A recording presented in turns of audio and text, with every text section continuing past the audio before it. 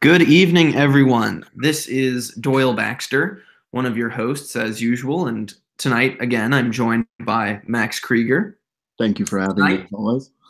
well, it's not so much that I'm having you as much as we're having each other, right? With Yes. co-hosts. Well. Anyway, tonight we are still in the middle of reading Aristotle's Nicomachean Ethics. We have not yet finished it, so expect our discussion on that book next week. But we wanted to podcast this week anyway. And when I was brainstorming about what it is that Max and I could talk about, I thought it could be a good opportunity for our listeners to get to know us as hosts, kind of hear a little bit about our lives and the history of our thoughts and things like this. So we decided that this week we're going to do an interview, a philosophical interview of Doyle interviewing Max to learn about his life, to learn about the evolution of his thought and his ideas. Just to give our listeners a little bit of context and background into who we are as thinkers and ultimately how we approach texts. So that's pretty exciting. Additionally, we have just come up with a name for our series of podcasts, and the name is Cryptosophy. So that is a compound word, a neologism in English, in fact, invented by yours truly. But it's a compound of the Greek kryptos and sophos, meaning hidden wisdom. So ultimately, I think it's a fitting name because what we're trying to do through this podcast, and not only through the reading of these books, but also through entering into dialogue with one another, we're trying to tease out, the lessons that we find in these texts, and find not on the surface, but find relatively deep within them. So the wisdom that we're looking for is particularly the hidden kind, because that's the kind that is not easy, and that is what makes it rewarding. Yeah. I also wanted to add on there that the specialist series that I'm doing on our channel, a series of interviews with people who work in various fields, sort of about various aspects of their field, is attempting to do the same thing through the specializations of various individuals. And so I think any kind of specialist has a hidden wisdom and counterintuitive points. And I really, really enjoyed my first one. Got a few other ones lined up that I think are going to be extremely interesting, such as someone who's treating heroin addicts in India as a psychologist. So, we'll look forward to that one for sure. Yeah, looking for more hidden wisdom. Looking for more hidden wisdom. Okay, so I guess with that, let's get right into this interview. I don't really have a preset or I guess a pre-written set of questions, but I did give some thought as to how I wanted to ask these, because ultimately it's not necessarily looking for a biography, right? We're looking for an evolution of thought, looking for how it is that you came to be the thinker that you are today, and that is fundamentally intertwined with life experiences. All philosophy is biographical, as is the adage. From Nietzsche. Is it him? I think so. Well, that is in the introduction of Beyond Good and Evil. Yeah. Wonderful. I think so. Yeah. Anyways. Every good idea is Nietzsche's, right? We go back to him a lot, but I think that's because that's the last thing we studied together. Regardless, shall we begin? We shall. All right, Max. Just to kind of lay the groundwork, I'd like to know a little bit about what it was like growing up. Where did you grow up? Talk about siblings, parents. Kind of an open-ended question, but I think it gives us a nice little footing from where we can go from there. Sure. I grew up in Aurora, Colorado. Same Aurora as the Aurora, Colorado theater shooting. So I used to lie about that and say I was from Denver so that I wouldn't get questions. But I had two parents and an older brother, 3 years older, and we grew up in the suburbs. I went to public school until high school, and I had a pretty quiet childhood. I was an extremely shy child. I was well known, and you can see it in pictures, from staring out of the corner of my eye at someone with a cocked head. I think I was always looking for something. but I grew up in an upper middle class house and really did not have an extremely philosophical childhood. I think that my thought process really began as a Catholic in middle school, and that was when I was considering becoming a priest. But the formulation of ideas goes on from there. But regardless, I think that's the general gist of where I grew up. It was a relatively uneventful childhood, but very good one. Very loving parents, very good environments, and a lot of mentors that I would be nothing without. Excellent. So kind of zeroing in a little bit on the religion of the household, were you frequently practicing as a Catholic from your earliest memories, or was that something that came in later? No, we actually, my parents sort of fell out of the Catholic Church. I'm not sure exactly when in their timeline, but we grew up going to occasionally Catholic ceremonies, occasionally Protestant ceremonies. And we used to go see my yaya and papu, which is grandma and grandpa in Greek, because my yaya is 100% Greek on Mm. my dad's side. And they used to take us to Catholic church in Pueblo, Colorado. It's about 2 hours south of Denver. And they would sort of drop hints to us. And my brother was really into it. We used to help carry up the communion at their church. And so my brother sort of, along with my grandparents, persuaded my parents to go back to the Catholic Church. And since I would say probably um, maybe 11 to 13 in that area, my family became Catholic again in the real sense. And they've been extremely Catholic since then, parish financial boards, helping build schools, being involved. We're now involved in church with a bunch of Dominican brothers, which is awesome because they all study philosophy. But the Catholicism started later in my life, not immediately from birth. And my parents sort of got back into being Catholic after probably I was about 12. When your parents got back into the faith, did you kind of see that as an imposition on something that wasn't authentically yourself, given that you didn't necessarily grow up doing all of those things all of the time?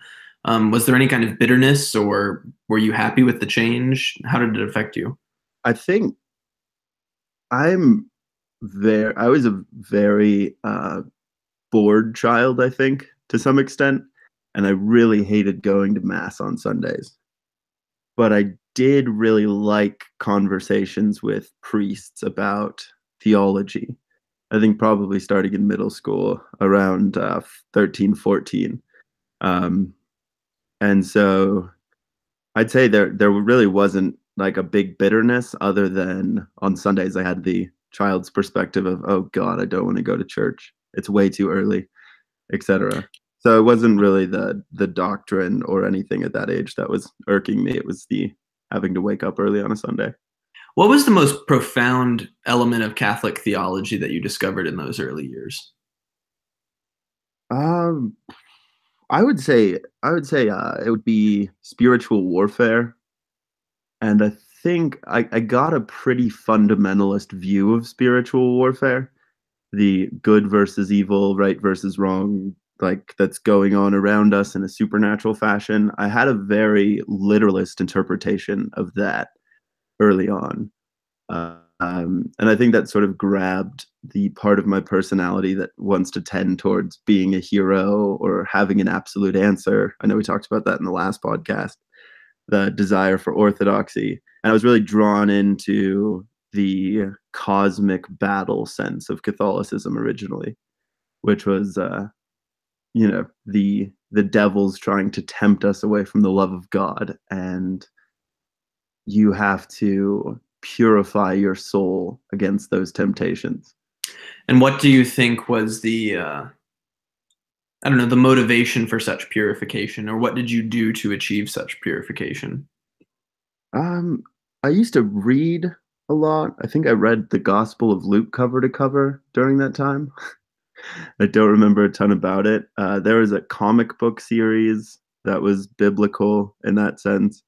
But I think that the going to a public middle school and having a lot of experiences with people who weren't Catholic, I was really anti-society as I saw it. Sort of like the sexualization found in music. I know that like um, I was trying to be sexually pure in some way there, and I sort of found a contempt for culture there as well.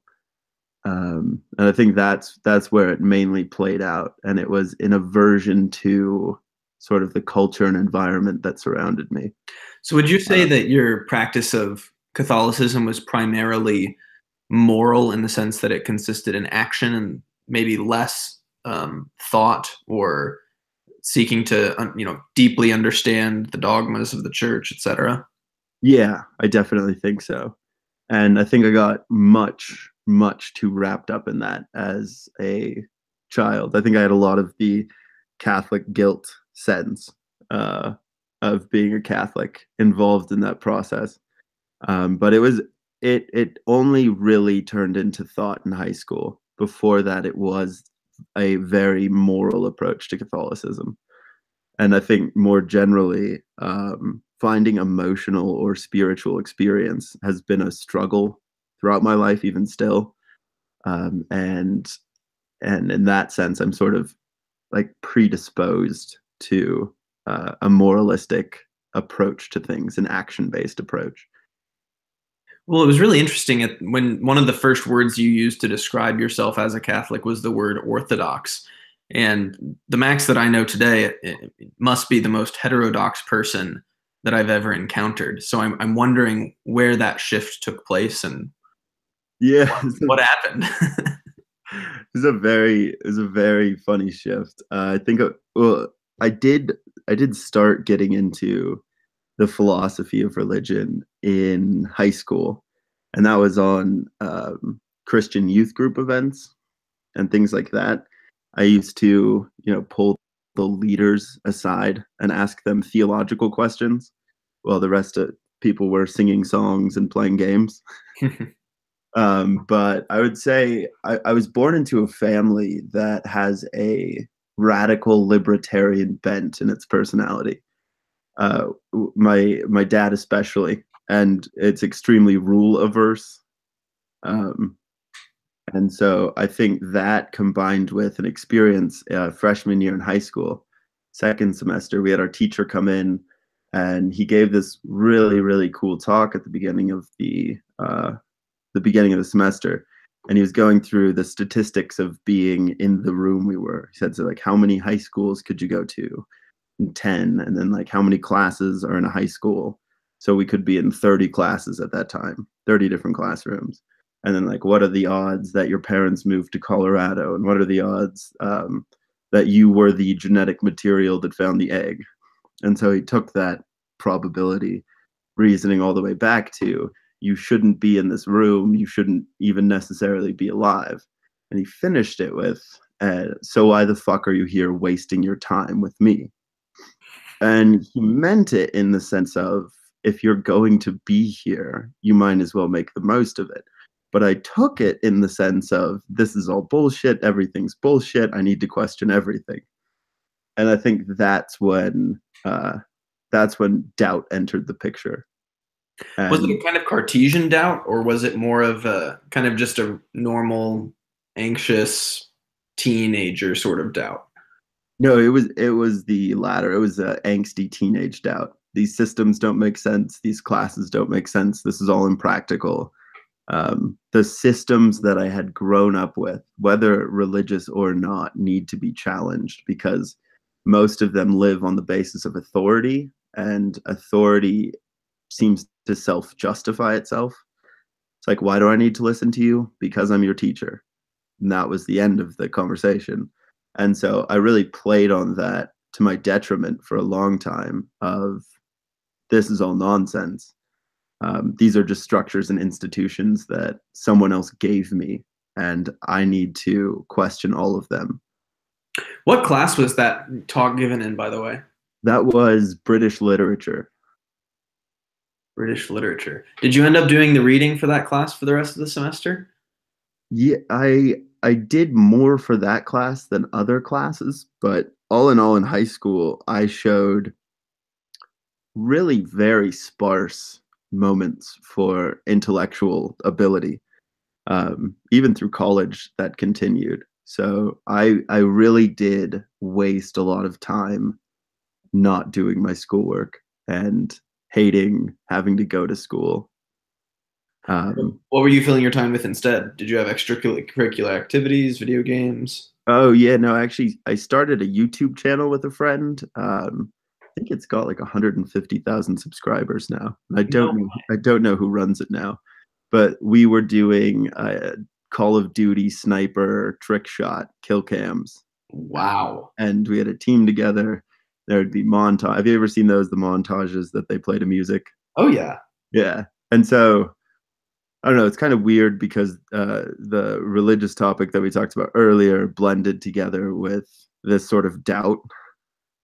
Um, but you see the from that class on in high school, there was never really again an orthodoxy in my mind um, about anything, and I think that's probably where my philosophical career began. Even though there was a few moments before then that I was trying to think about things, it really wasn't until a radical doubt against the institution that I had to go to every day for 8 hours began that I began to think, but also probably rationalize not doing schoolwork, not approaching academics in a disciplined way. Can you think of two books that you read in high school, one before that that kind of transition or shift and one after? Um, it's kind of it's definitely a difficult question. Um, well, I would say one after would be Thoreau's Walden. Um, Before there was a variety of books, but before I was a very big fiction reader. Hmm. Um, and this is also interesting, and this is the sense in which I'm not a natural academic or intellectual, and that's where I really only learned to read closely in college. Um, until then, my thoughts were more experiential. They were more, based on YouTube videos. Delving into texts was not something that I knew how to do or liked to do. So there really isn't a lot of literature that was influential on me at the time. What was the fiction you were reading prior to that? There was the Harry Potter series, I think up to book 7. Um, there was what is that called? The Percy Jackson series, the Hmm. mythological story. Right. There's I think his name is Alex. It's like spy books for kids, kind of Alex Rider or something. There's a lot of that. Um, and in that sense too, I feel like I had a much more literary perspective on things.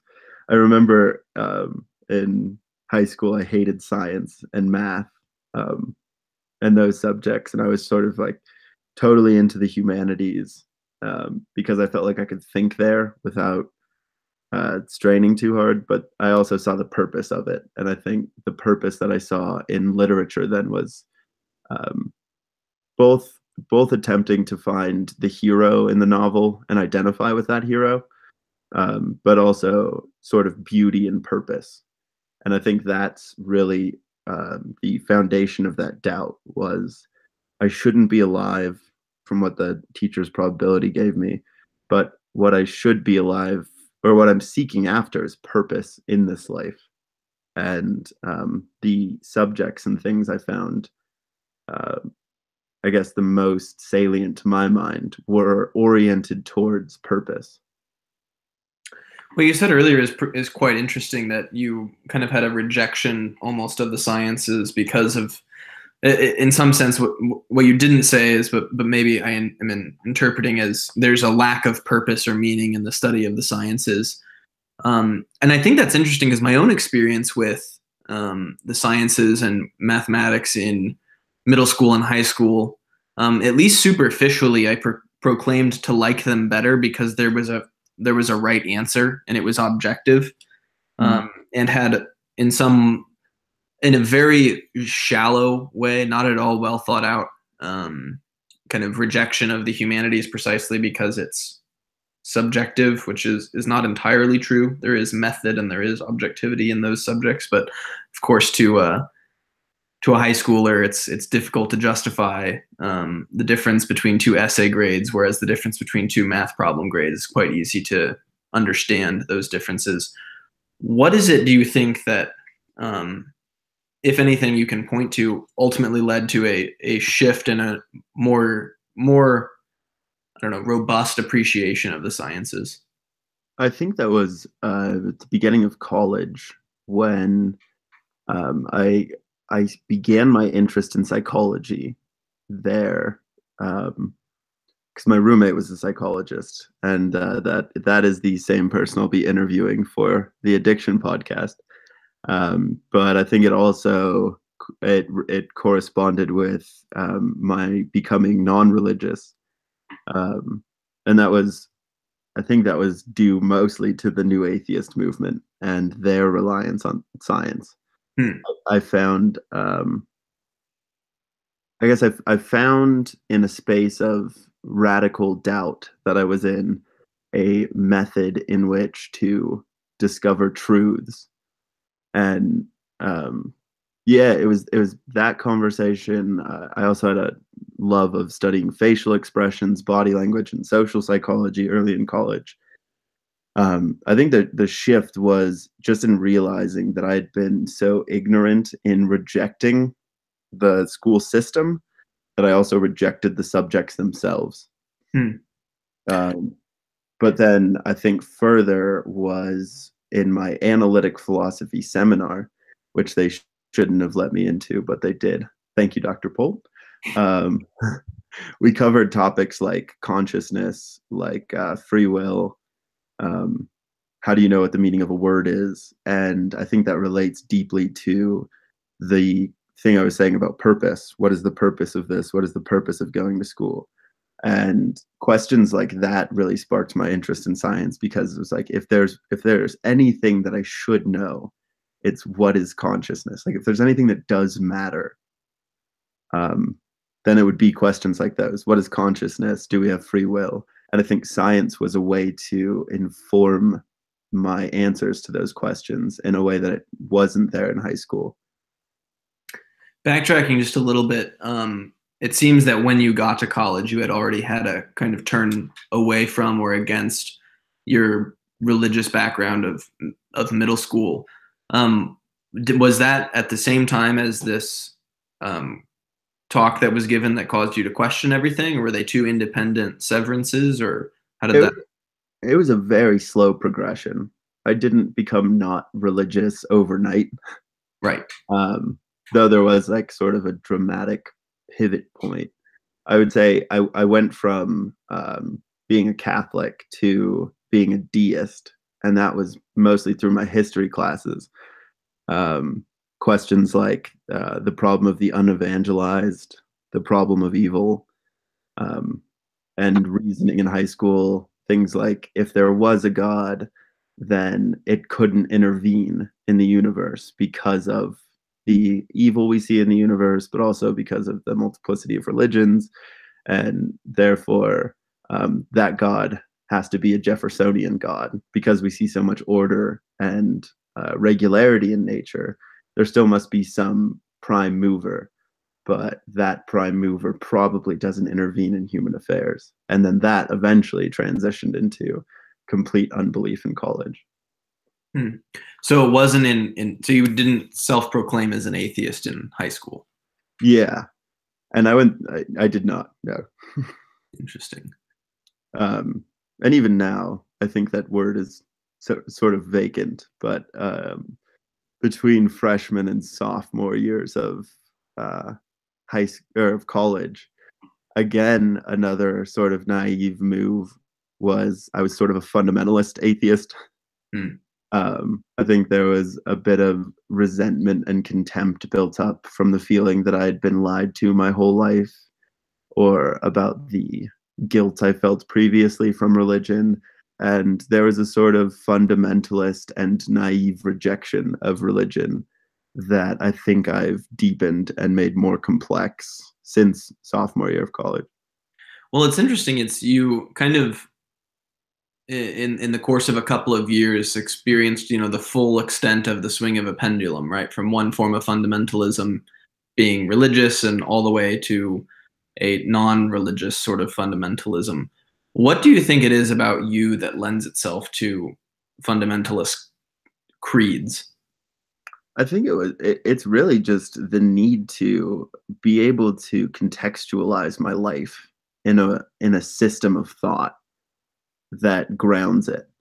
And you know, I went through various forms of existential crisis in college, studying philosophy, studying Nietzsche, studying the problems of identity, particularly like Parfit, found in analytic philosophy.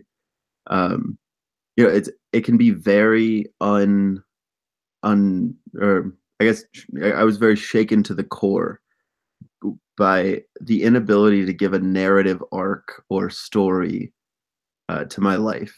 And I think that the desire for fundamentalism came from the desire for security. It came from the need to have an answer and an orientation. Right, because fundamentalism can always supply the story even when you can't, through your own searchings, find one in your life. Yeah, exactly. It can explain everything, and in so doing, it explains nothing. Um, So but I think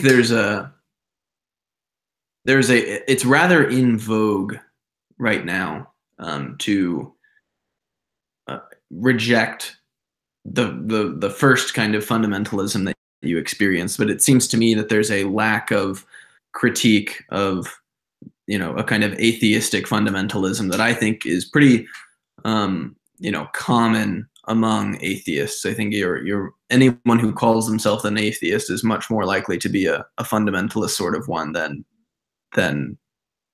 not, right? yeah, Um, like do you think that that's simply a reaction against religion and ultimately a bitterness like you were talking about, or is there something deeper there about a fundamentalist, atheistic worldview?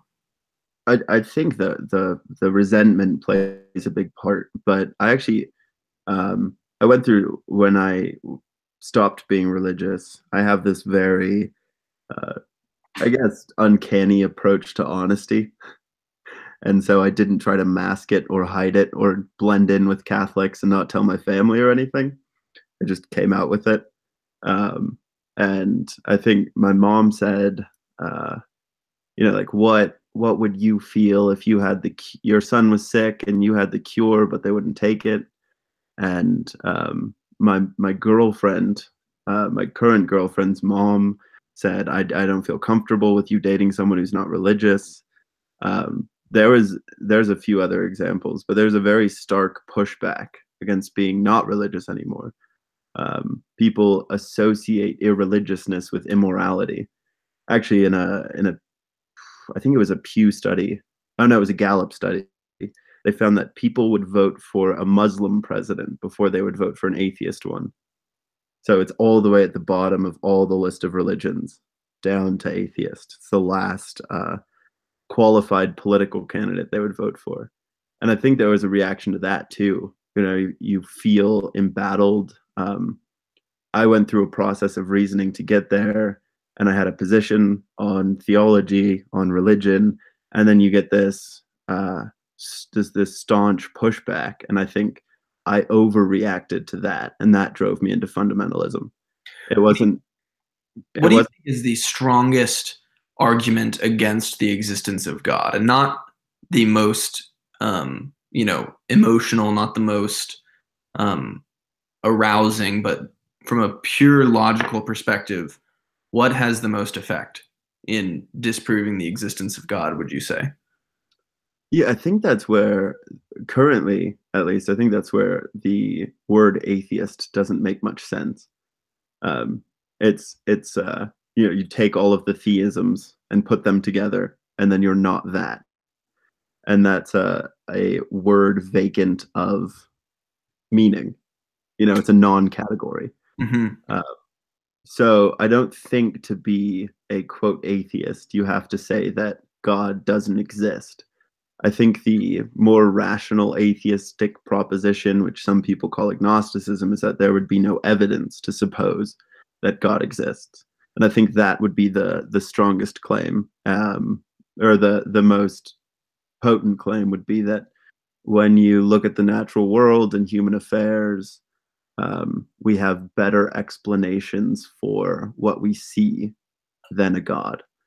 That would be the most cold-hearted, straightforward, logical one, and that would be just the lack of evidence, the unfalsifiability of a claim to a God. Well, you seem to make 2 points there. The first point was that anyone who, not necessarily anyone, but for the most part, those who call themselves atheists are of that sort of fundamentalist character that you were talking about earlier, and the more refined or shall we say humble are really the agnostic, saying there's not evidence for, even if there are arguments against. Do you think that that's an accurate characterization of what you said, but also of just your experience of other non-religious people? Yeah, I did sort of want to tie a bow on that. Really, what I meant there was atheism, quote unquote, is so looked down upon, not so much anymore in the popular culture, but it can be for individuals, and that's what pushes them into a sort of fundamentalism. Um, but I think that there's this. Have you ever heard of Russell's teapot from Bertrand Russell? I have not. He said something along the lines of, "I can't prove that there's not a teapot in orbit around Pluto, but just because I can't prove that there's not doesn't mean that I think, or doesn't mean that I should be agnostic about the proposition, and therefore I'm really an atheist." And so there, like these words for non-theisms don't really make a lot of sense. They don't define any positive account of the world, and I think that identifying with any given term, atheist, agnostic, and so on, really just it gives the person you're talking to a false picture of where you're coming from to start. Hmm. Because they're non-words, they're anti-categorization words, or I don't know words, you end up arguing with someone who thinks they know what you think, but that's not what you think. Um, and like none of these words make sense. And I think I'm at the point now where I think it's far more useful to ask, do you believe such and such, rather than are you under this category? Hmm. In I terms would of, definitely agree with that. but yeah, there are sort of the Epicureans began this tradition, and they were non-theistic, and then that went to Mill and utilitarianism, and they were non-theistic, and then contemporary consequentialists are non-theistic. So you can get forms of atheism or non-theism that are predicated on an ethics. That's one way to describe it, but really these words to describe not being religious, I think, are completely useless for figuring out what someone actually means when they say them. Yeah, I mean, I think ultimately there's a need for people to identify with people that are like them, and terms are very useful for that. And there's also a need for people to non-identify with people who are not like them, and words are also useful for that.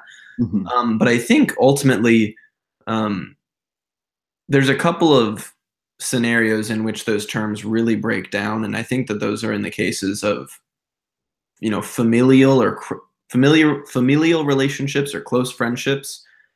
Such terms are not really helpful. I think they actually do far more harm than good, Mhm. because frankly, friends and family don't care about you know esoteric thoughts that each other have. They care about their lived experiences and how they are and are they okay, and things like that. And I think the other context in which terms like that really um, ought to be avoided, you know, like the plague even is in academic circles.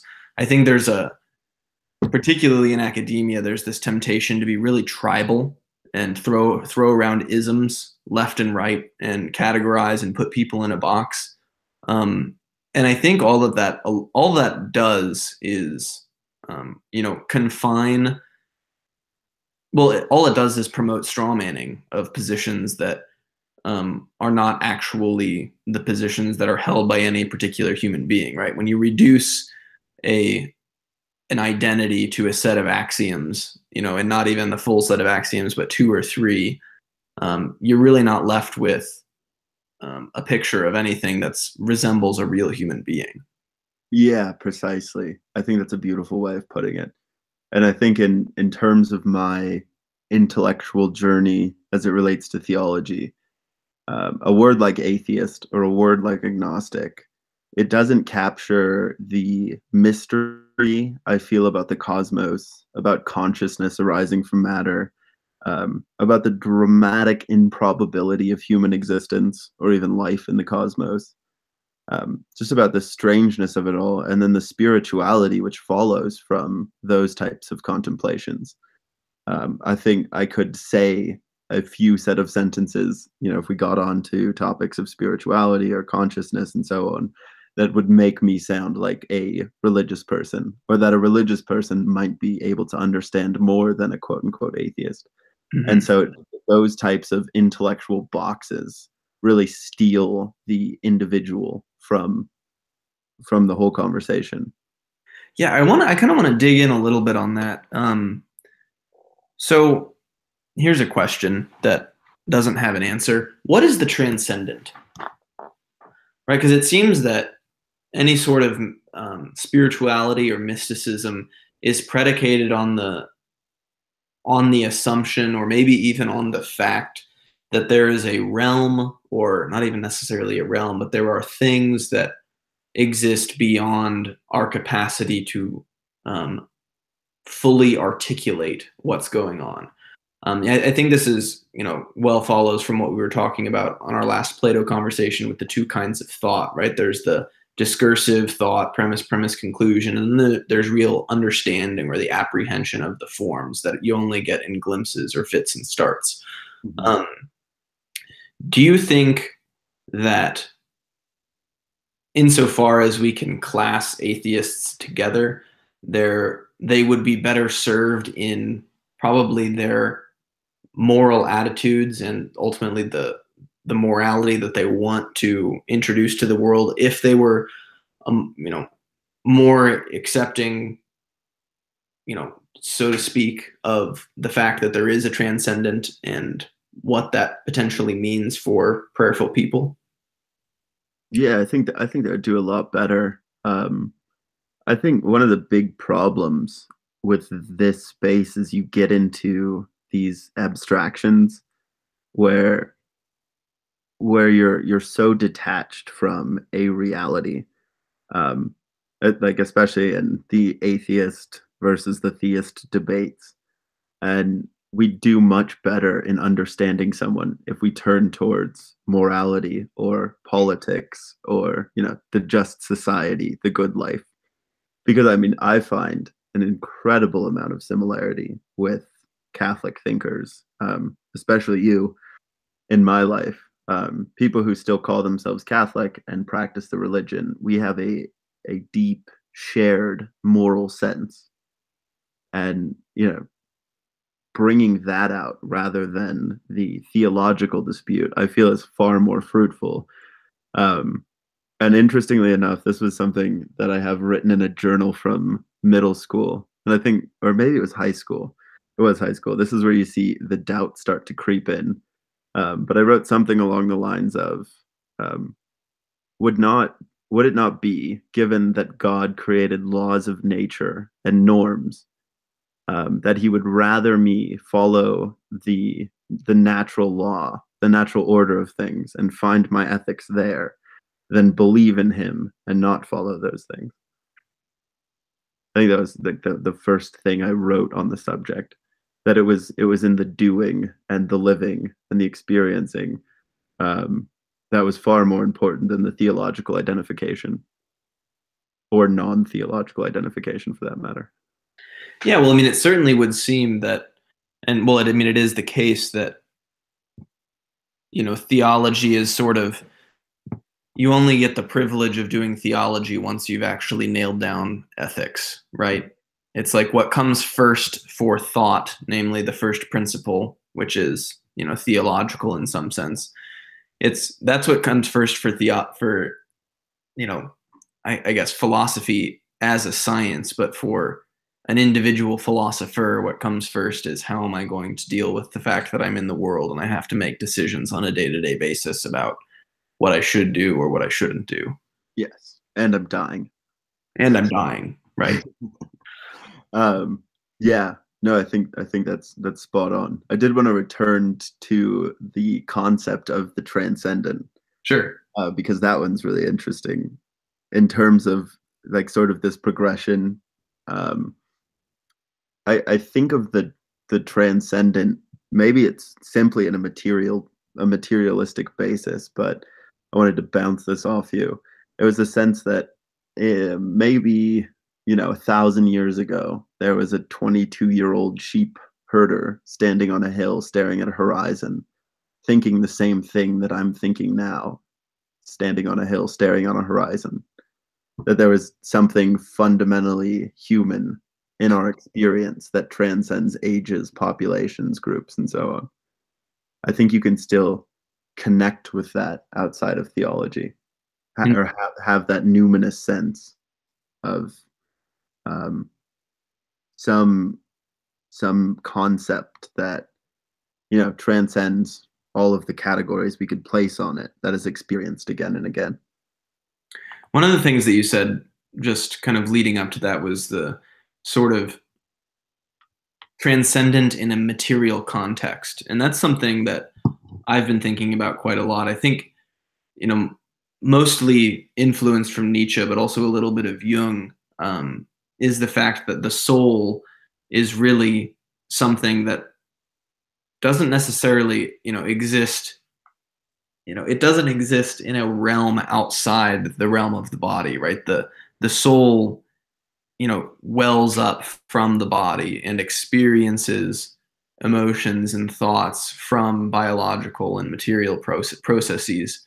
And, really recently I've been kind of toying with the idea of a purely material transcendent that, doesn't at all take away from the complexity either of the material world or the simplicity, quote unquote, of the material world or the complexity of the transcendent, right? I think there's a tendency to see materialisms as reductions of all that is to, the matter as opposed to what matters. And I think that isn't necessarily the case. I think that there's a lot to be explored in terms of what a material transcendent would be like, right? I mean, the fact that, you're a human and I am a human and we both have this experience of consciousness and we don't exactly know what the hell that is. And we can't experience each other's lives through each other's own experiences, right? But we can relate them through things like speech and sharing emotions, tears and all of these things. So there's something that's fundamentally material, right? The sharing of experiences through words or emotions that is able to connect to things that are materially not connected. And I think that kind of can serve as the basis of a discussion about a material transcendent. Yeah. I would actually say that is my view of the transcendent, philosophically. It's sort of the view that even if you reduce everything down to molecules and atoms interacting in complex systems, and then you scale it up to the most beautiful experience that you have, maybe the most beautiful spiritual experience that you could have, that the fact that could be explained in terms of molecules and atoms in motion takes nothing away from it. Right, it adds it. It's just another horizon of explanation that that can be brought to bear on something as deep as that experience. Mm-hmm. Yeah, there's. I'm not sure. I feel like quoting Jordan Peterson and saying I'm at the limits of my capability of thinking on this subject. Yeah. But I was reminded when you were talking of the uh, Indian phrase "namaste," which literally means the conscious awareness in me sees the conscious awareness in you. Hmm. Is sort of the realization that there is a being with a life fully as complex and filled with happiness and pain, as complex as one's own happiness and pain. And that's sort of a way of touching the transcendent in the present moment, in the context of being with someone else and realizing that they are conscious in the same way you are. Um, Do you think something like that is, I don't know, this, I mean, I can't say this without sounding weird. Do you think something like that is, in some sense, what God is or what God could be? Right? I think when we talk about a material transcendent, and there's got to be a better word for it than that, but that is kind of this idea that we're both exploring. I think some people would want to say that, or perhaps do say that, if you have a sort of fundamentally materialist understanding of the universe, that there's no room for things like spirit, things like angels, things like God.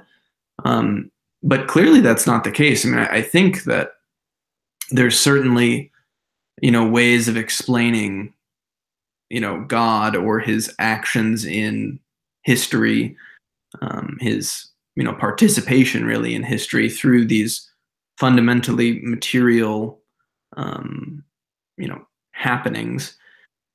I think that there's something to that. Can you speculate a little bit on what that could be?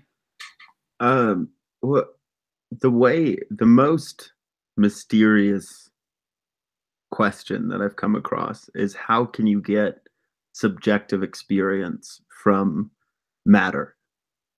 Like how does a universe come to be such that beings can exist in it that have an experience? How do you get consciousness from matter? Um, I think that reflection, that set of questions, puts me into the sort of realm you're talking about. But I think more so recently, in the last couple of years, I've sort of learned to drop those types of questions, um, and just to leave them as mysteries for now. And I think the reason I did that more or less was because I'm not intellectually, morally, or experientially developed enough to really attempt to capture something that deep or that complex about human experience. I mean, fundamentally, the questions that we're asking here are, we're really asking for a new basis of metaphysics, right?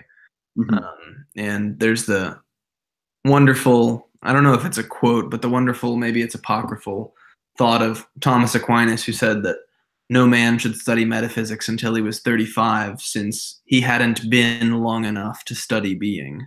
I think that's a beautiful way of putting it.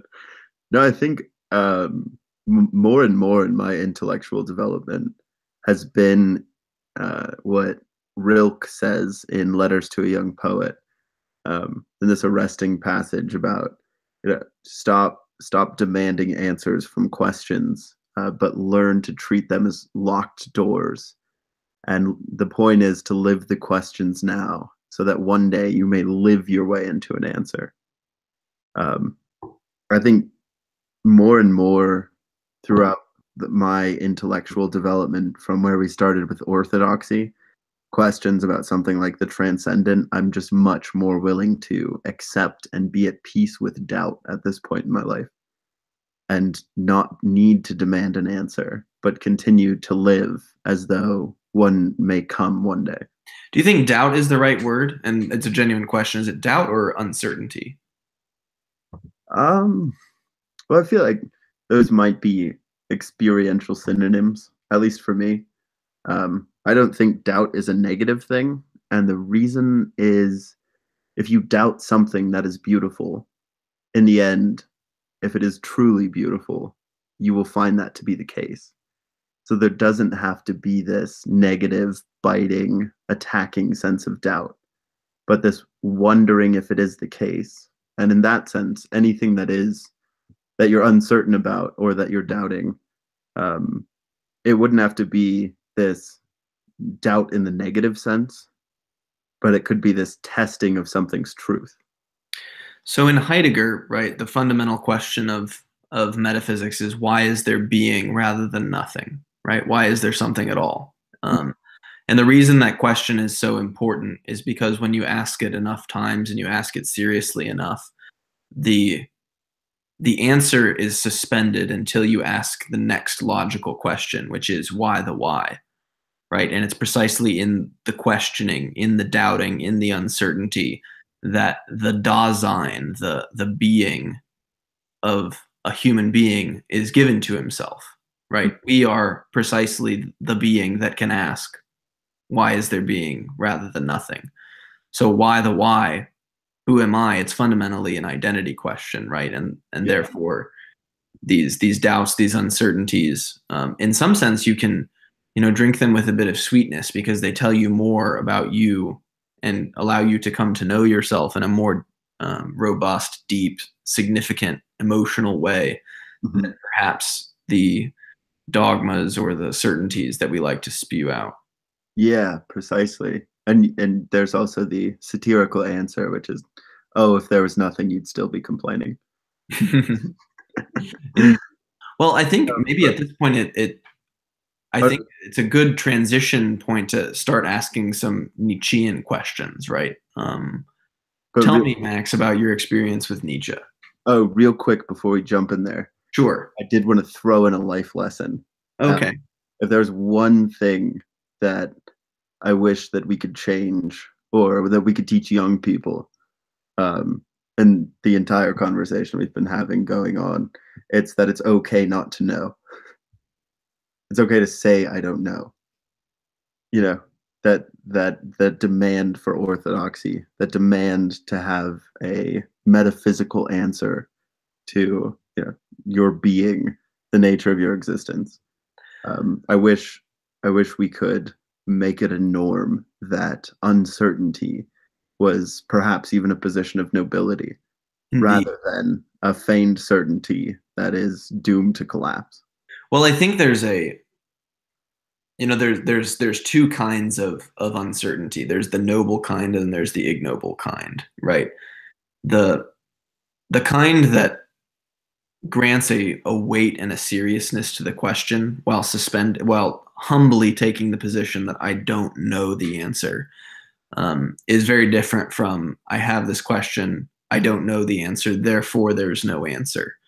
And I think that distinction is important because ultimately what I would want to, indeed teach young people is that, hey, listen, you don't know, and that's okay. But what you really need to do is take that uncertainty really seriously, right? And have that be the backdrop against which you start to understand yourself as a limited, yet questioning, yet curious being that can one day perhaps have the blessing of understanding the answers to some of life's most fundamental questions. Yeah. Yes, I would add to that and say, don't suffer for your uncertainty through existential doubt. Don't crave after a question in such a way that you lose your world. There's been beautiful minds that have had the same doubts about profound elements of existence that have found beautiful answers far beyond your years. And so, don't rush to answer these questions in a way that you would lose yourself or lose your grounding, which I guess would bring us to Nietzsche. Brings us to Nietzsche. Okay, so Friedrich Nietzsche, right? He's unlike any other thinker, he really knows how to rip the rug out from underneath your feet. Yes. I've got my own experiences to talk about that, but I'm interested in understanding and hearing about yours. Yeah. Reading Nietzsche for me was a kind of depraved experience. It was very dark, and I think that's because after I had lost religion and sort of we didn't touch on this, but I started out in college as a finance major, with all of the youthful certainty of I wanted to make money, I wanted to be a stockbroker, um, because that was the only thing that was practical, that was real world. All of these subjects are not practical. Um, and then through my introduction to philosophy, I got interested in psychology and transferred to that major. So I wanted to study psychology to understand consciousness, free will. Um, and then when I was in psychology and we had to do clinical work and there was all of these requirements to become a psychologist, I realized I wasn't interested in any of it to listen to anyone's problems. I just wanted to philosophize about psychology. And I jumped to philosophy. And when I encountered Nietzsche, I encountered someone who was attempting to tear down philosophy entirely and replace it. So, like, sort of the one last piece of identity I had, um, beyond good and evil, when Nietzsche calls all of the philosophers liars, I felt like there was a rug being pulled out from under everything. There was no more religion, and after religion, there was no more philosophy. And I think that was the like the really difficult existential thing brought about by Nietzsche, which is this radical doubt about a human being's ability to know anything. And we talked about earlier how there was no, or how like losing religion is very difficult because you don't have a narrative arc anymore. You don't have anything that defines every corner of reality. Um, but I think I tried to pick that up in philosophy, and encountering Nietzsche was like encountering someone who was trying to rip apart the last bastion of identity and certainty I had. In my own experience, I had once before had the rug really ripped out from underneath my feet, and that was when I, read Descartes. But and I'm sure we'll get to this, later on in future discussions. But what was the difference between the kind of rug pulling that Nietzsche did versus the kind of rug pulling that Descartes did, particularly, and how did it manifest itself in your own thoughts about the world? Yeah, this reminds me of what we were saying earlier about the orthodoxies. Um, what Nietzsche tries to do is to pull the orthodoxy of truth existing out from under you. And I think that once I had lost religion, I went for a different kind of orthodoxy that was grounded in the notion that I know something. And so I think what Nietzsche really did, and this is in The Gay Science, but more dramatically in Beyond Good and Evil, was to try to undermine the notion of truth. And that's extremely destabilizing in the sense of, everyone I had said I loved, everything that I said I believed, everything that I called good or bad might be based on a fiction. And I think that was the real test. That was the real rug pulling. Do you really know anything? Can you really justify anything in your life? And can human beings do that? And so that radical doubt was really emotionally destabilizing for me. What's interesting about, Nietzsche versus Descartes is that, Descartes gives arguments for why you should call into question those things that you formerly regarded as certain. And Nietzsche doesn't quite do that. There's a way about his style of writing that simply causes you to forget everything in your life that's caused you to believe that there are such things as certainties and that you know them. Um, and I think fundamentally, you know, perhaps not his greatest, rug pulling, but Nietzsche he doesn't proclaim that God doesn't exist. He proclaims that God is dead, right? And he does that particularly in a passage in the Gay Science called "The Madman." Um, what was your what did you experience when you read those words for the first time? Mm. Um, I don't think I really grappled with them all the way.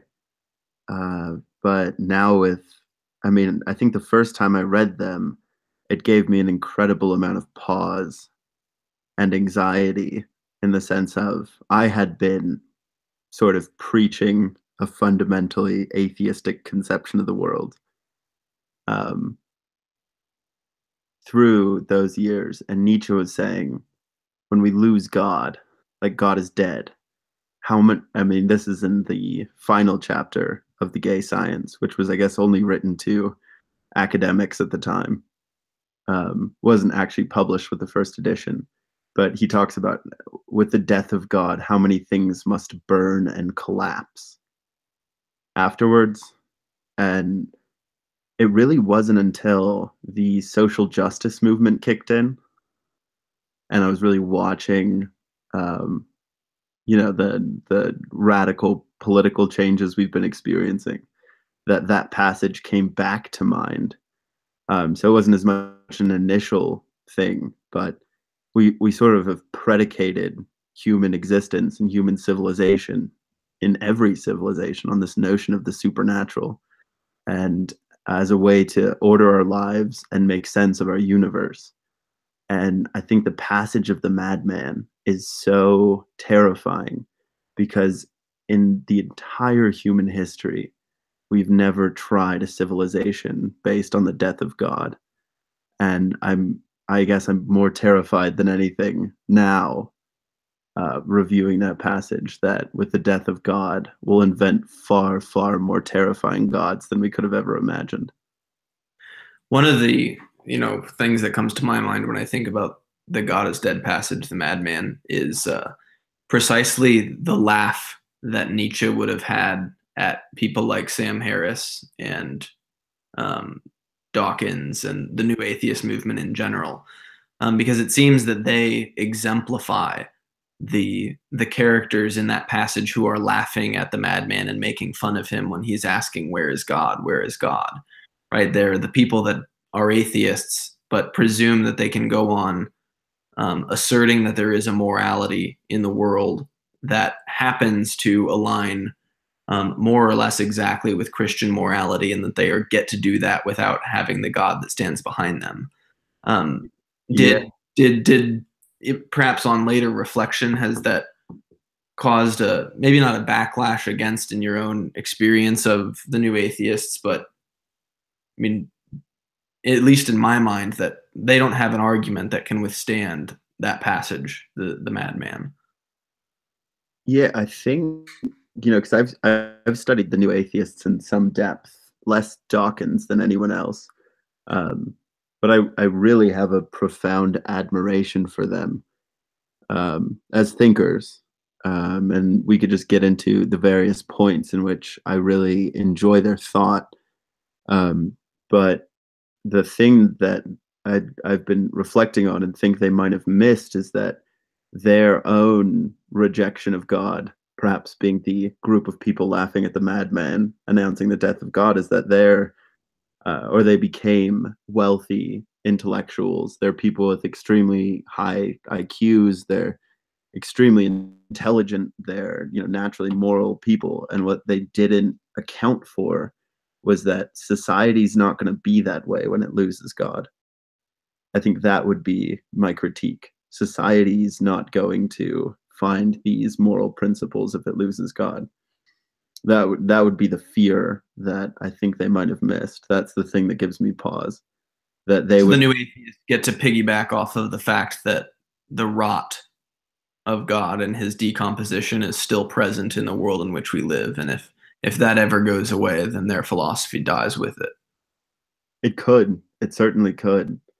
Um, it, it's been a question of political philosophy, at least in my knowledge, since Machiavelli. But we also got into this in Plato's Republic about them Plato remakes the religion of the city to keep people in order. And there's sort of a question of, do we need religion?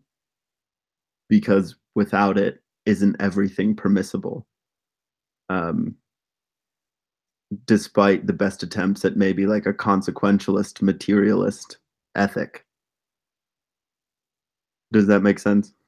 Yeah, certainly. I mean, it would seem to me that the consequentialist, materialist ethic does just vaporize in a truly godless society. It's Yeah. like both the religious and the new atheists have these fundamental axioms that all come from Christianity. And if we were to truly get rid of that religious substrate, then it would all just be chaos. Yeah. And that's the current Jordan Peterson, Sam Harris debate. Mm. I guess Ben Shapiro is on the other side of that as well. That sort of this atheistic proposition given by the new atheists is predicated on 2,000 years of Christianity. And if you reject if you reject a realist conception of truth, which Christianity gives you, that there is such a thing as truth, that there is moral, real things you can say about the world, morally real, that, I mean, I guess more than anything, that something new is going to come out of it that's far, far more dangerous than the religion, or than the faults of the religions we have currently, because the religions would then fail to have the influence over individuals and their psyches that give their life order. Do you think the horrors of the 20th century are a bit of a glimpse of what a truly post-death of God society would look like? I think to a certain extent they are. I think there's some caveats there with fascism. Fascism, I think in Nazi Germany, they attempted to invent a new pseudo-Christianity that was it was a fictitious and reinvented version of Christianity. And I mean, I've heard that if you replace the word Nazi with the word Catholic right wing in the history textbook, you wouldn't be changing anything during that period. But I think with communism, you really do find it.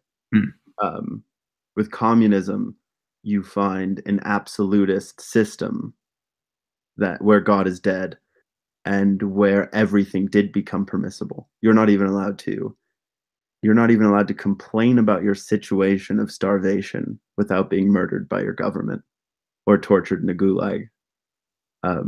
I think that might be a glimpse of it. And that's what gives me pause with challenging religion anymore. I'm not willing to walk around pulling the rug out underneath of Christians or Catholics and by doubting their religiosity, because what am I going to replace that entire worldview with? I certainly don't have the answer. And if communism is an example, 80 million people killed at least, maybe even the hundreds of millions, then it would be obnoxiously arrogant to assume that you could build a society without religion that could still function, because we don't know. We don't know if that could be done. Did reading Nietzsche have a profound impact on your political views? I would say not as much in politics. I found, I mean, maybe I didn't understand Nietzsche's politics as much as I would have wanted to. But I felt as though the will to power was a sort of oversimplified concept of politics. And I think you know more about this than me, but I did not read Nietzsche with a political lens. Well, it's difficult to anyway, right? Because there's an argument to be made that there's really not much of anything with regards to a political philosophy in the text itself, right? But there's these little glimpses of what looked like fascism that ultimately ended up getting co-opted by the Nazis, kind of making Nietzsche the the prophet of the Führer to come, right? Well, I mean, ultimately, the reason why I asked the question is, with as dramatic a rug pulling as Nietzsche does, it would seem to me that even if he doesn't necessarily supply us with a politics that would, in some sense, replace or help to replace the politics that previously existed, I wasn't sure that, when we happened to read Nietzsche during the semester of the 2016 election. Mm-hmm. So I guess I could rephrase my question. And was there anything about reading Nietzsche at the same time as that really, fascinating and also terrifying election cycle that has had a profound impact on the way that you look at American politics now? Yeah, no, I do remember Dr. Quinn bringing that up in class post-election. And I think the main thing was the death of truth. Um, the question being, have we entered a post-truth era? And I think that was probably the central political concern that I had. There was this was in a podcast between Sam Harris and it was a comic who studies rhetoric. I'm forgetting his name, something Adams maybe. But they were talking about this metaphor called the two movies analogy, or two movies metaphor, which is that a country was capable of watching two different versions of reality simultaneously. There was the Trump supporters who were like down with the bullshit politics of the past. Like we want someone to shake up Washington. We don't care how unmorally seemly he is. He's our guy because he's willing to shake up these media and other institutions which have been bullshitting us for decades. And then there was the liberal version, which was this is Nazi Germany version number 2, and Trump is the next Führer. That was like living through that was such a strange experience because you would talk to conservatives and you would talk to liberals, and it was as if you were talking to people on different planets. Like their conceptions of reality were so far apart. And I think Nietzsche captures this with his skepticism about truth, where truth is almost this invention of the will to get what you want done. And that's what I think was the most arresting reflection with our political climate. Nietzsche, it was a sense that you could have 300 million people split into two different fundamental realities, and that's how labile truth might be. Do you think that Nietzsche's conception of truth as in some sense, right, he talks about it as a will to truth, which is ultimately a subset, it seems, of a more universal will to power. Do you think that kind of do you think that it's helpful if more people embrace that view of truth with regards to the two different realities that Americans had created for themselves in the 2016 election cycle? Yeah, I do not at all. And my my what would you call it? It's like a counter reality example. Is that if Nietzsche would have read Einstein and Darwin more closely, and would have seen the advances we've made in quantum physics and our understanding of biology and our understanding of medicine, he could not merely reduce truth to a will. He could not merely reduce it to a philosopher. I think that Nietzsche really did underestimate the scientific methodability. And I think that our technological revolution currently is proof of that. And so I would not recommend that form of truth, that will to truth, as a framework for epistemology. I think differently that there are better and worse methods for establishing truth, and that our confidence in what we proclaim should scale with the validity of those methods. So you think Nietzsche's will to truth, it's a good way of understanding perhaps the psychology of the masses, but not necessarily something that we should take seriously when we're, truly trying to understand things like, quantum mechanics, or even the transcendent material or non-material, as we were discussing earlier. Yeah, no, I think that that's precisely the case. It's that Nietzsche had this amazing, breathtaking ability to capture human psychology. And especially, I really, really loved his ability to sort of dig into the human unconscious and give these very different accounts than we're used to about the motivations of human beings. But I think that those motivations stop at some point, and that there is a more Platonic sense of when we are aiming at the truth, and that truth would be reliably tested against experience. So it seems to me that Nietzsche's will to truth is fundamentally a question of the hermeneutic that one takes when looking at things, right? The will to power is a method of interpretation with which you can look at the way that humans act in the world. And I'm asking this question particularly with regards to your thesis. There's that wonderful line in Wittgenstein that you read to me. I think it's something along the lines of, when a man turns right when he had meant to turn left, what struck him? An interpretation. Yeah. Yeah.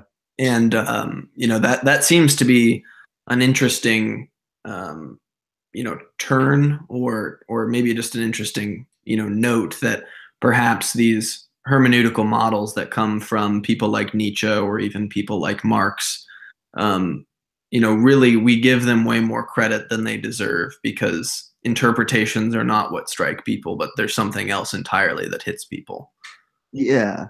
Wittgenstein, what he really does brilliantly is to, and I wrote my thesis on language. How does a word mean what a word means?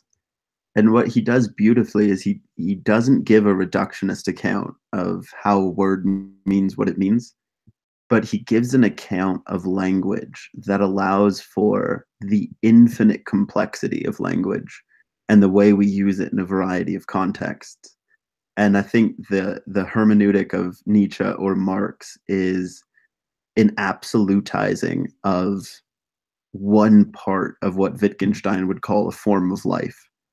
So it's like Marx's interpretation isn't necessarily false, and neither is Nietzsche's everything is an interpretation is necessarily false. There's a lot of truth there, but what they're missing is to grapple with the whole complexity of, in this case, human language. They're failing to constrain their system to capture the complexity, and I think that's where they fall. I think that was the central point of my thesis. It was essentially, there's this paradox in Wittgenstein about language being interpretable. How do you know that the next sentence you say, given that you've never said that sentence before, how do you know that it has a definite meaning? And Wittgenstein says we find this in institutions, customs, and the various forms of life in which people inhabit. And so it's sort of like a Jeffersonian democratic move on language. And I think this gets back to where we began with orthodoxy. Orthodoxy really comes from a failure to wrestle with complexity and the demand to settle on an answer therein, whether it be politically or individually, to assume one knows in an absolute sense. Would you say that Wittgenstein has a sort of consensus-based approach to language, and particularly meaning in language? No, because our languages do not have a consensus-based approach. Sometimes our language games, which is the variety of games that we use language in, whether it be business or sports or describing cars or bantering with friends, it's not a consensus, because a language game might not demand consensus. A language game might demand a lack of consensus. Politics would be a great example. So it's what Wittgenstein brings out is that there's nothing common to all of our language, and consensus would merely be another thing that is variable across our language games. Some language games demand that we consent to the words we use, and others don't. So in the Middle Ages, the meaning of names, and particularly the meanings of like the names of words, right, nouns, came to more or less a dramatic importance. We see etymologies of various words start to pop up that, linguistically speaking, are not necessarily accurate, but the fact that such an attention to detail is given to a potential evolution of a word, you know, gives a sense of understanding of that word. And we see, that trend that starts, in the early Middle Ages ultimately gets co-opted by thinkers along the lines of Heidegger, right, where a close examination of the evolution of a word from its most ancient forms gives you a sense of access to the metaphysical truths that word is trying to convey. Now, from what I understand, Wittgenstein, is completely willing to throw that out the window, that the evolution of a word has nothing to do with the word's meaning, but more its usage within a language game. How is it that he manages to pull that off despite, literally thousands of years of tradition against such a way of interpreting words? Yeah, it's actually a very beautiful point that you brought it up. Wittgenstein actually starts the philosophical investigations with a passage from Augustine, who is laying out that account of language, that like you name an object, and then someone points at an object, gives you that name, and then you learn that that's the name of that object. And then the whole book is sort of a refutation of that view. But I would say that one, Wittgenstein's account of language is too relativistic. It does not take into account that type of historical etymology of words. But I would say a way of reframing it and still making Wittgenstein bearable would be to say that those etymologies and those reaching back matter, but the language game you're playing is philosophy or history, that they don't matter across words every time we use them. So, we'll use the word being in day-to-day conversation in a non-metaphysical way.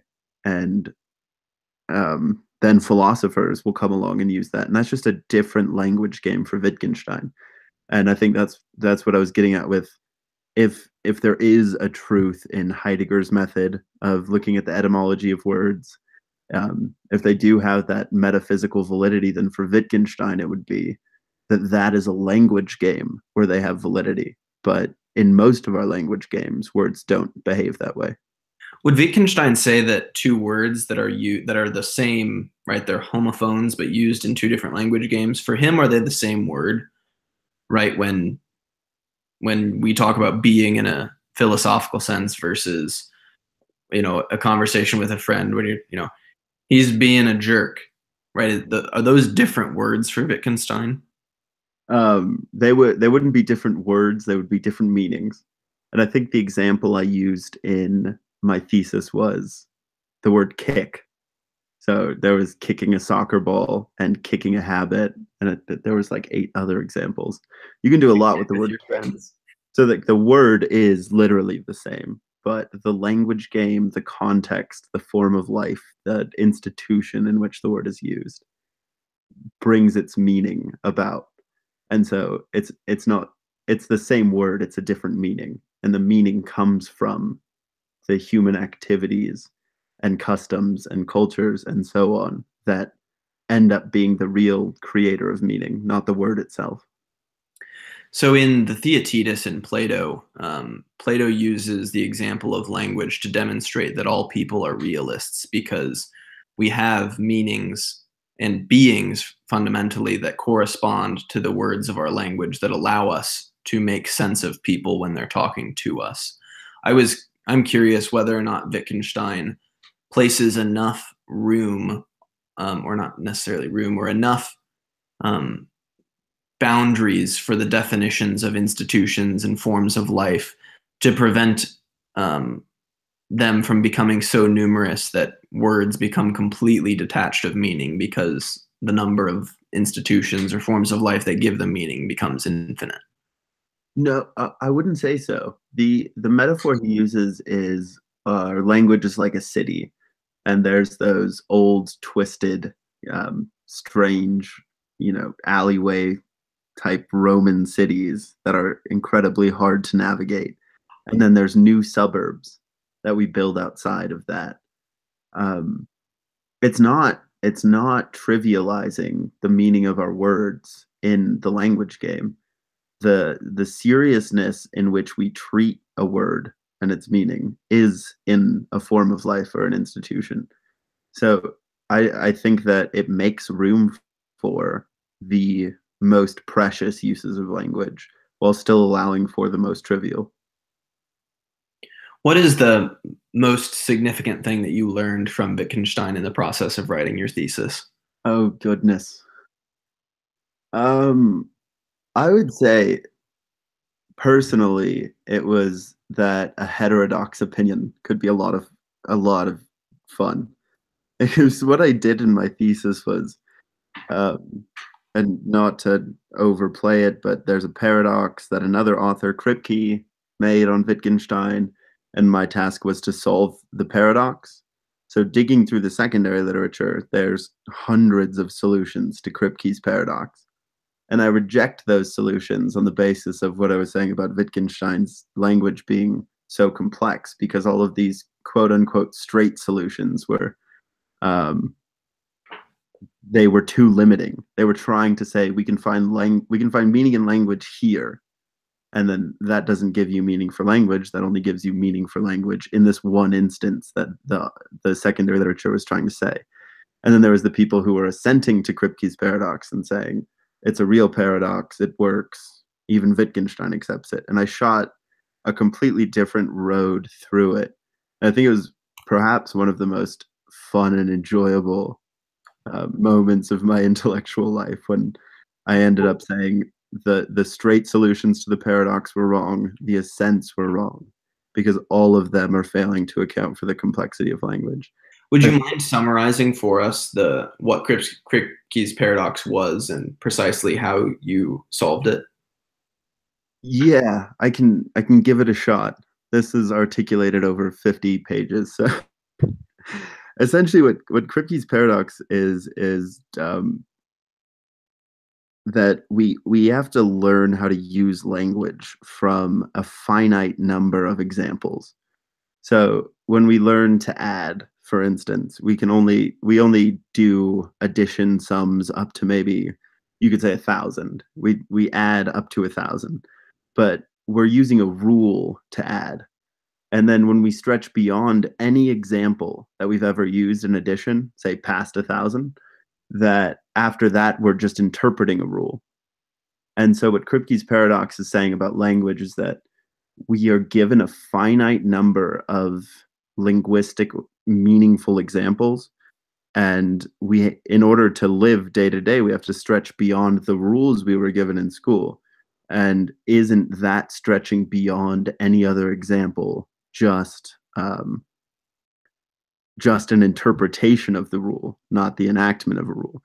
And then you run into the problem of, if we follow the rules completely, then is all of our language rule governed like train tracks, and everything's restricted to very finite definitions, and then we don't see that in the ways that we use language.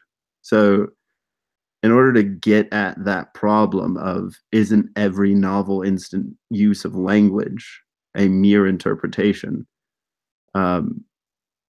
Wittgenstein says that there's nothing common to all language, but that they relate to human activities. And I really pushed this intuition by showing examples of language that, in different circumstances and in different forms of life and under different institutions, we don't run into the problem of interpretation, because the problem of interpretation is demanded by a language game. So you have much more finely defined terms in a language game such as science, but you have more loosely defined words in a language game, more like messing around with your friends or asking a question and so on.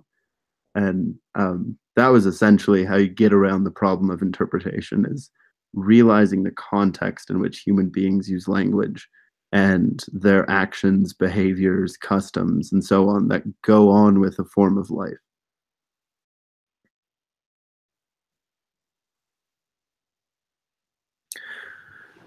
So in the process of writing this thesis, I mean, I was there with you. It was, well, writing a thesis is a difficult process. What did you learn, not necessarily from the philosophers that you wrote about, what did you learn about yourself in the process of writing this? Oh, goodness. I think I learned I learned a lot about discipline and my failures in discipline. I mean, Wittgenstein is a terribly difficult author, and he writes in aphorisms. So just like to unpack 550 aphorisms, might even be 700 paragraphs that Wittgenstein writes in this book, and they're non-linear discussions. To sit down every day and go through these aphorisms was something that I struggled with incredibly, and that goes back to that goes all the way back to my failure to be disciplined in high school, to think that I could challenge institutions and so on. And my thesis advisor, Dr. Gottlieb, went through an incredible amount of headaches to get me to bear down and read everything. So I think one thing it really taught me about myself was just how undisciplined I was. But in a lighter sense too, I think what I learned was, in the Socratic sense, my own ignorance. I think I pulled at least 20 all-nighters to write the thesis. It was at the topic and the author and the secondary literature was at the absolute limits of my intellectual ability. And I think more than anything, it just gave me this fundamental humility about thinking that I know things. And,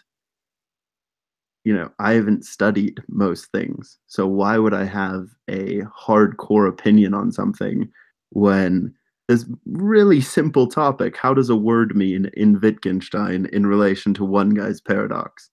That took months and months and months to go through. And so, I'll hear people confidently espouse something about climate change or abortion or some other issue. And it just gives me pause every time that I'm about to tell someone else that I know something that I don't, because of just how hard this one simple question was for me to answer, just how much time and suffering and brain deterioration it took to attempt to answer that question. It was a really humbling experience to realize the difference between an expert in something and someone who's merely giving an opinion on it. Indeed, right? The world is far more complex than we like to give it credit for. I think an intellectually approach, really does let you know that the farther you dig deep into something, the more you realize there is to dig deep underneath it. There's this really cool curve that I saw. It was in relation to business, but I think it applies almost to everything in life. It's on the x-axis, it's experience, and on the y-axis, it's confidence.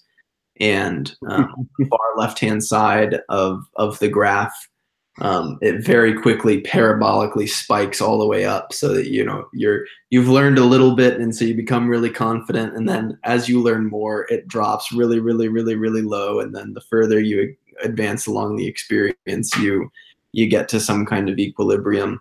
And I think that's a good lesson for all of us, really, to keep in mind that, yeah, you may have spent 2 or 3 hours researching something on Wikipedia and Google, but and that gives you the confidence of the most experienced con man in the world, but the reality is you don't know anything.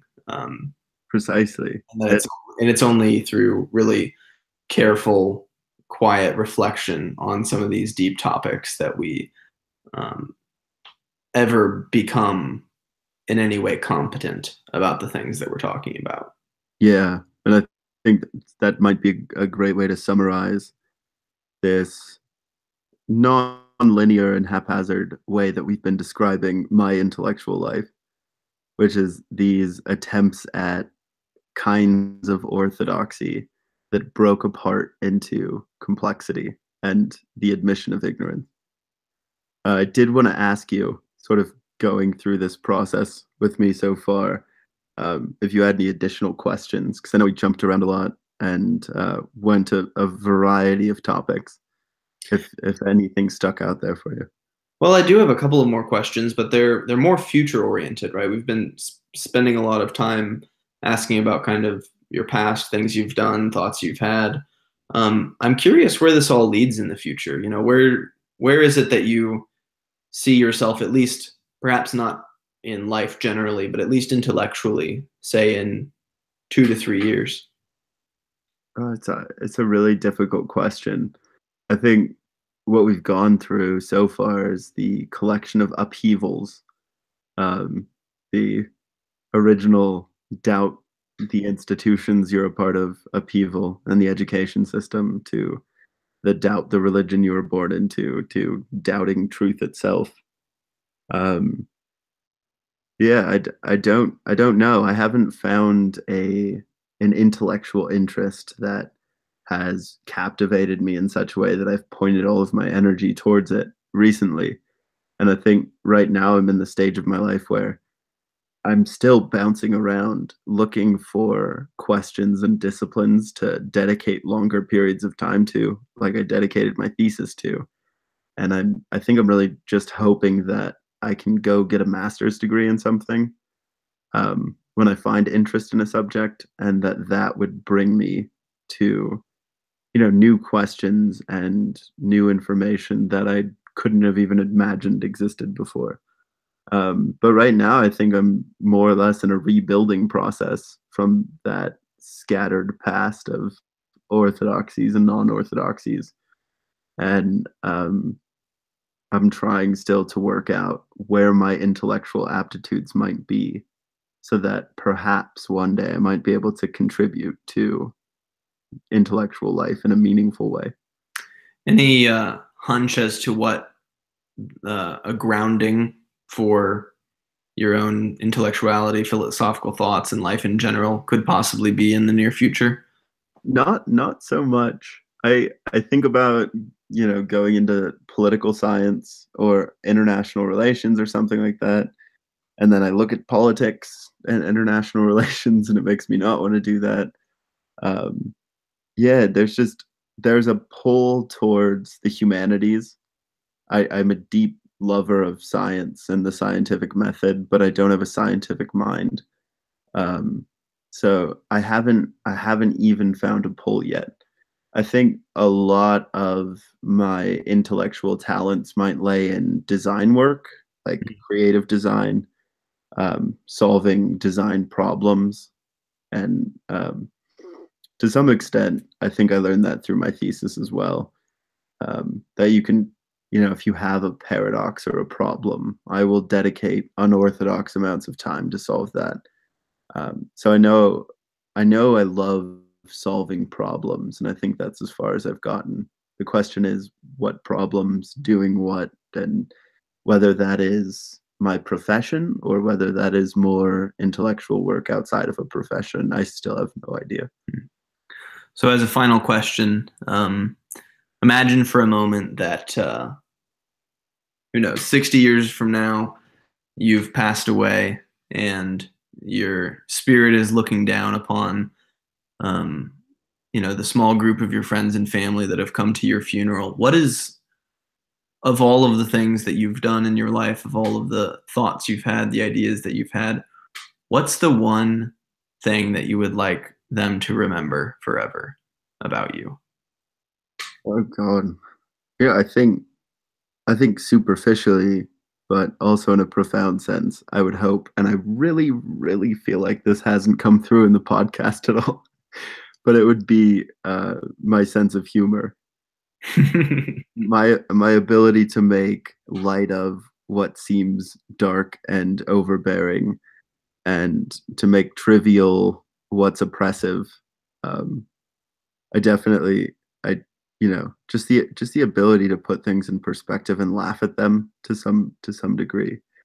I'd hope that that was the thing, because I think oftentimes people get caught in these dark thoughts and these dark places, and the ability to laugh at yourself in the world and just to realize the limits of your own mind is one of the most useful medicines in life. And so Mhm. I really hope that I made people laugh, and that's what they remember me for.